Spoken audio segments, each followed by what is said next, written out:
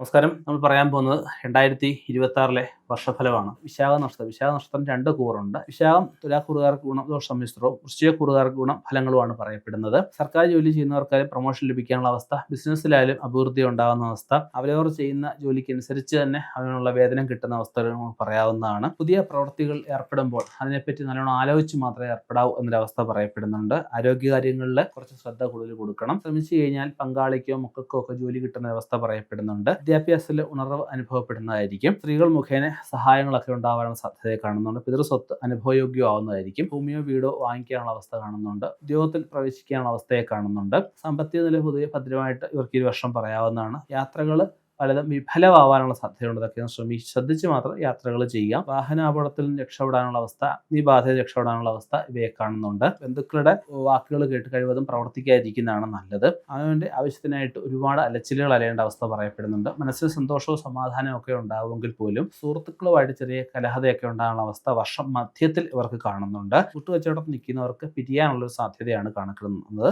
മുൻകോപം കുറയ്ക്കണം എന്നൊരവസ്ഥ പറയപ്പെടുന്നുണ്ട്. സ്വപ്രയത്നത്താൽ സമ്പാദിച്ച സ്വത്തുക്കൾ തർക്കങ്ങളൊക്കെ ഉണ്ടാവാനുള്ള സാധ്യതയുണ്ട്. ഏത് കാര്യത്തിൽ പ്രവേശിച്ചാലും അതിന് ഒരു ചെറിയ കാലതാമസം നേരിടുന്ന അവസ്ഥ പറയപ്പെടുന്നുണ്ട്. വർഷാന്ത്യത്തിൽ ത്യാഗങ്ങൾ സഹിക്കേണ്ട ഒരു വർഷമായിട്ട് ഇവർക്ക് പറയപ്പെടുന്നുണ്ട്.